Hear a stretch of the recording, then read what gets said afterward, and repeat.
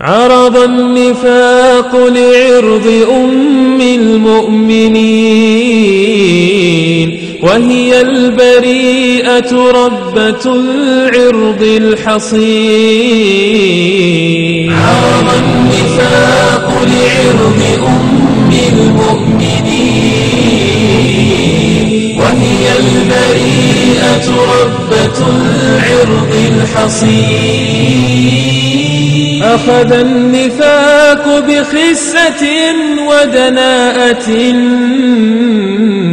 يرمي الحصان بذلك الإفك المبين. أو مثل تلك تلاك طهرة عرضها وينال منها سهم كيد المرجفين.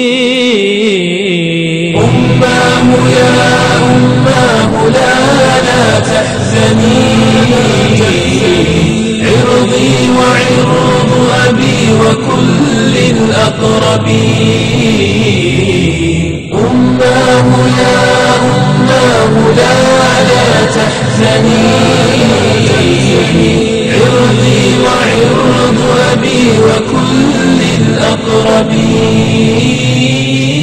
جعلت فداك فأنت عنوان التقى والطهر والإيمان والعقل الرزين. ولقد رماك المرجفون بفرية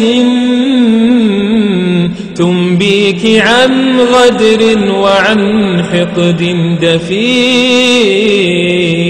آذوا رسول الله ماذا بعدها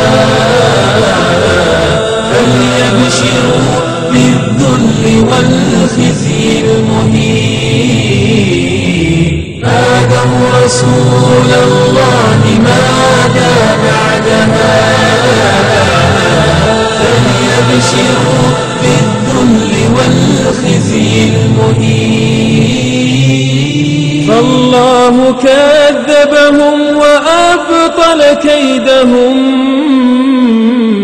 هذا جزاء الظالمين المعتدين. في سورة النور التي فضحتهم